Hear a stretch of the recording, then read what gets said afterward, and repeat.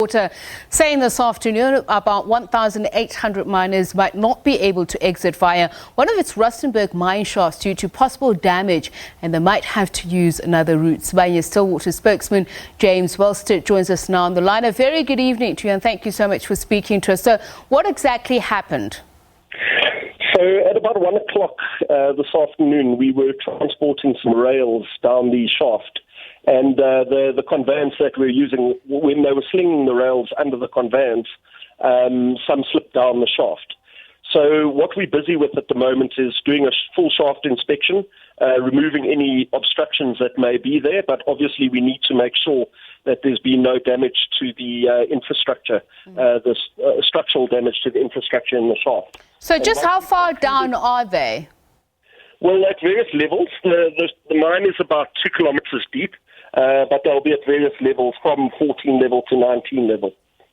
And you were saying the conveyor belt broke, if I heard that correctly? No. We were transporting rails, and the conveyance that we were using when we were slinging the rails under the conveyance, some slipped down the shaft. Okay, so what are the implications? If they're unable to exit via that shaft, how far away is the other shaft that they'd have to use, and what are the conditions?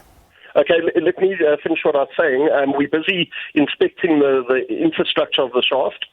We've already checked to 14 level and there are no problems. So hopefully we will still be able to hoist them from Timberlani shaft.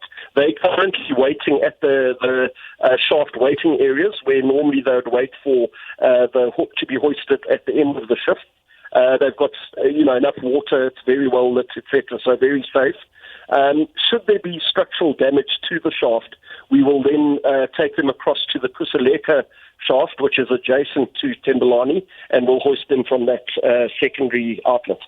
What is the distance? Because earlier reports suggested that it was a 4-kilometer distance between the two shafts. 4 kilometers. Okay, so how would you facilitate that then? Well, we've got, we'll take people down. We've got proto teams, and we'll assist the employees and make sure that they follow the correct routes across to Kusaleka, and then we'll bring them up there. So to a layman, when you say we'll bring them down, we don't understand. Again, I'll ask the question, what would be the process?